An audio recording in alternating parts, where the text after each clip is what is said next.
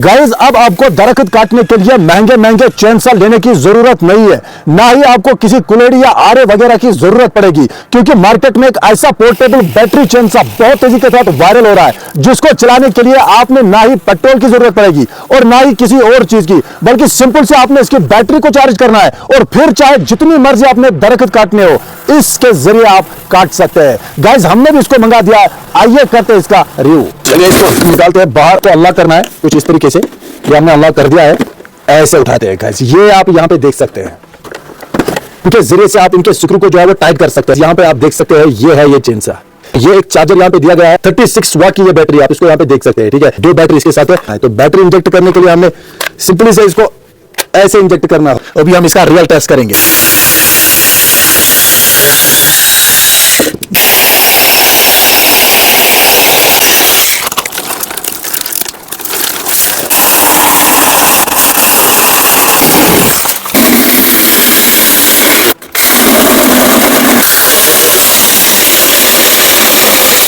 ये पूरा जो है ये इसने काट दिया है।